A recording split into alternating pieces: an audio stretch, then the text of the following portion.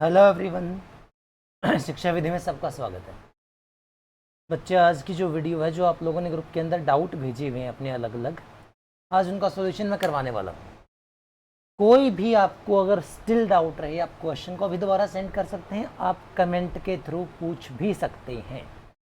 और जिन्होंने ये क्वेश्चन भेजे हैं, होपफुली उनको छोटे मोटे बेसिक कंसेप्ट तो क्लियर हैं, बिल्कुल जीरो से बताने की ज़रूरत नहीं है। जैसे पहला क्वेश्चन हम देखते हैं। The speed of a train is 20 by 3% more than speed of a car. Both started from the same point at same instance of time. For the other point, which is 200 km away from the initial point, the car took 10 minutes more than the train. Then find the difference between their speed. देखो, इसको normally आप basic से कर सकते हैं, normally. और अगर आप एक छोटे से पॉइंट को समझ पाए कि दोनों ने ही 200 किलोमीटर की दूरी कवर की, यानी कि दोनों ने सेम डिस्टेंस कवर की, तो आप उसको काफ़ी फास्ट कर सकते हैं। 20% का मतलब 1/5 और 20/3% का मतलब 1/15। तो ट्रेन की स्पीड 15 से 1 ज़्यादा है। स्पीड की रेशियो कितनी हो जाएगी? 15:16। ये कार की है, ये ट्रेन की। तो टाइम आप जानते हैं सेम डिस्टेंस में रिवर्स होता है। कार अगर 16 मिनट लेगी तो ट्रेन आपकी 15 मिनट लेगी। तो गैप कितना आया? 1 मिनट का, पर वो कह रहा है कि 10 मिनट का। एक की वैल्यू 10 है, 16 की वैल्यू कितनी हो जाएगी? 160 मिनट बटे 60 कर दूं, आवर्स में कन्वर्ट हो गया। और इसकी 15 स्पीड है, ये डिस्टेंस बन गई मेरी स्पीड इनटू टाइम। 15 चौके 60, 4 से कट किया तो हमारे हिसाब से डिस्टेंस 40 आई, पर वो कह रहा है कि 200 है, यानी कि रेशियो वाली चीज़ का 5 टाइम आंसर है। तो इनमें कितना गैप है बेटा? 1 का गैप है। 1 की वैल्यू कितनी हो जाएगी? 5 kilometre per hour.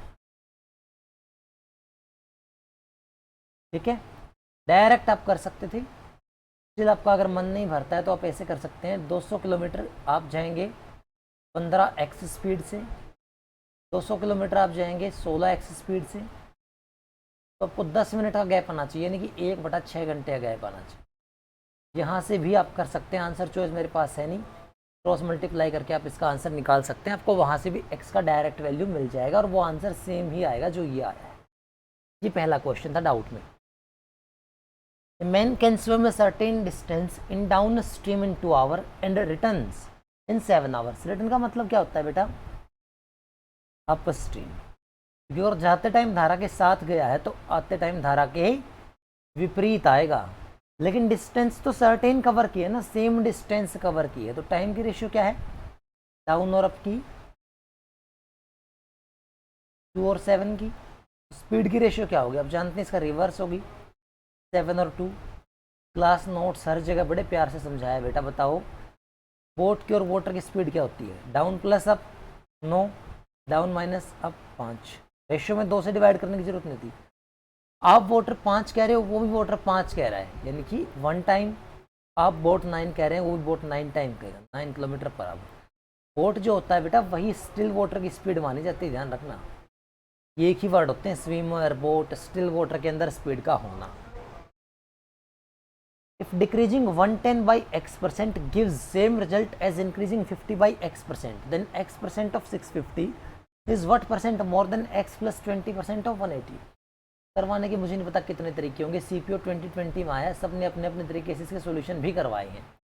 No doubt lengthy question है, ठीक है, अप्रोच बहुत मैटर करती है।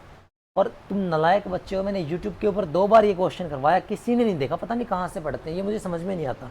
जो कंटेंट उनको फ्री में मिल रहा है, उन्हें वो छोड़ के किसी पेड कंटेंट के अंदर सेम क्वेश्चन करने की इच्छा है, जहाँ से वो कर भी नहीं पाते। फिर आते हैं यहाँ घूम फिर के।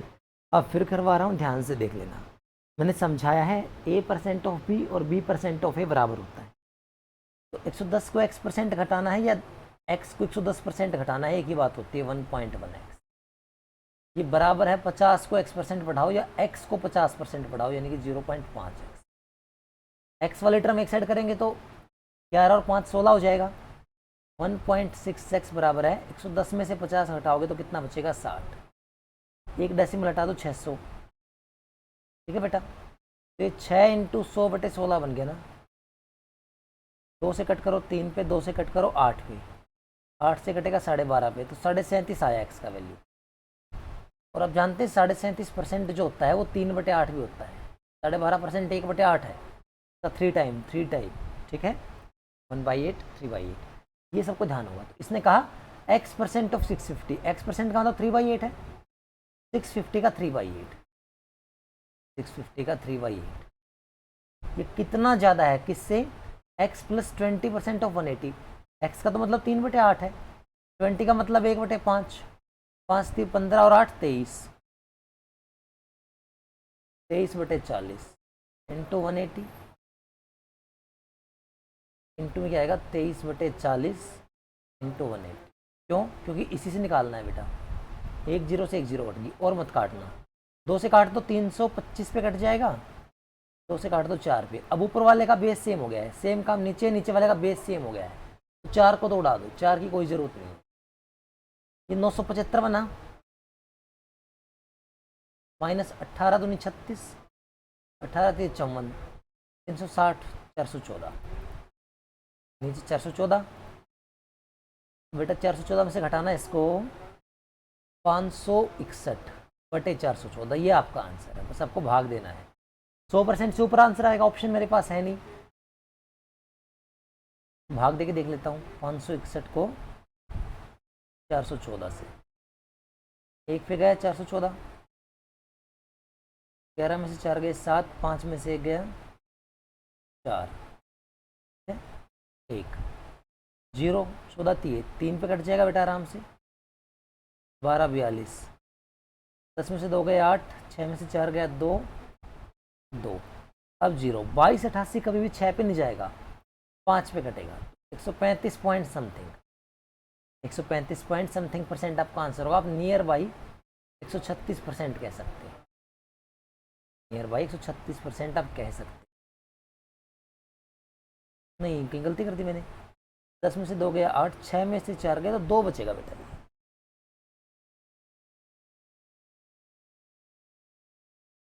ठीक है, और 4 में से 2 गए 2, ये कट जाएगा, 2 2 8 बचेगा, ठीक है, ये लगभग आपका अप्रोक्सीमेट आंसर आ जाएगा, ठीक है। ये पेपर के अंदर जब आया था मुझे ध्यान है अप्रोक्सीमेट आंसर ही पूछा था नियरेस्ट इंटीजर में। As 48% more than B, C 60% less than the sum of A and B, इसमें कोई खास बात थी नहीं। As what percent more than C, आपके अपने अपने तरीके हैं, कोई रेशियो करता है, कोई कैसे करता है, कोई कैसे करता है, मैं सिंपल तरीके से करता हूँ। बी 100 है, ए कितना है बेटा, ए 100 प्लस 48 है, मैं इसको हमेशा सेपरेट लिखता हूँ पेपर के अंदर भी, माइंड में लिखता हूँ, ये तुम्हारे लिए लिख रहा हूँ। सी की वैल्यू कितनी है, 60% कम है, यानी कि 40 है, इससे इसका 40, इसका 40,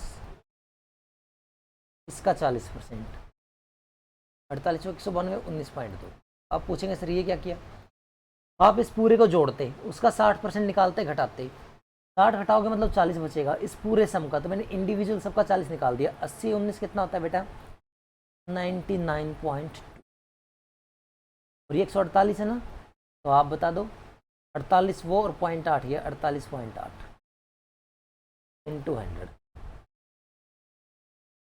तो ये देख लो 4 से कट कर दो, 1 2 2, 4 से कट कर दो, 4 दूनी 8, 1 4 चौके 16, 4 8 32, 4 से कट कर दो, 4 दूनी 8, 1 बचेगा 19, 4 चौके 16, 3 4 8 32, 4 छः 24, 4 दूनी 8 62, 4 से कट करोगे तो बेटा 25 पे, 62 दूनी 124 होता है ना, नियर बाई मान लेता हूँ, नियर बाई ये 50% आंसर है, 50 से स्लाइट कम, मैंने 2 बढ़ाया है, 48 और 49 के आसपास आपका आंसर हो, नियर बाई 49% आपका करेक्ट आंसर होगा ये।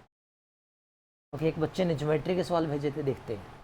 D and E are 2 points on the sides AC and BC respectively of triangle ABC, such that D equal to 18 cm, C equal to 5 cm, angle DEC 90, tangent ABC 3.6, AC ratio CD। बनाओ, एक triangle बनाओ।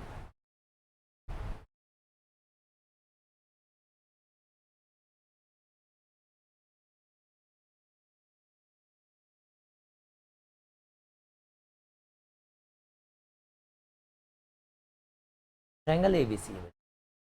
इसमें देखो AB कितना बताया गया है, कुछ नहीं बताया गया। इसने बोला है D और E पॉइंट हैं AC और BC पे। ये कोई पॉइंट D ले लो, ये कोई पॉइंट E ले लो। ये E पॉइंट है, ये D पॉइंट, और ये कुछ इस प्रकार है कि DE का मान कितना है 18, मुझे मिलाना पड़ेगा, 18 है, ये 5 है, एंगल DC 90 है, ये 90 है बेटा। ठीक है, तो टेंजेंट C निकाल के दिखाएंगे अब मुझे। टेंजेंट C, टेंजेंट एंगल क्या होता है, परपेंडिकुलर अपॉन हाइपोटेनियस, यानी 18/5, यानी कि 3.6। तो ये एंगल भी 3.6 आया, और ये पहले से 3.6 बताया है। तो दो एंगल बराबर मतलब इनके सामने की साइड भी बराबर है। इट मीन्स ये एक आइसोसेलेस ट्रायंगल है। अगर ये आइसोसेलेस ट्रायंगल है तो मैं परपेंडिकुलर ड्रॉ कर लेता हूँ बेटा। बहुत सिंपल प्रॉपर्टी है आइसोसेलेस ट्रायंगल में, अगर आप परपेंडिकुलर ड्रॉ करते हैं तो डेफिनेटली साइड को बाइसेक्ट करेगा ही करेगा। इसको M नाम दे लेता हूँ। तो ये BM और ये MC बराबर हो जाएंगे बेटा बाइसेक्ट होके, क्योंकि आइसोसेलेस ट्रायंगल की प्रॉपर्टी है। It means triangle AMC similar होगी किसके, ट्रायंगल DEC के। सिमिलर क्यों होगी बेटा, ये एंगल 90 है, ये एंगल 90 है, और ये कॉमन एंगल है। दो एंगल बराबर होना काफ़ी होता है। AM/DE,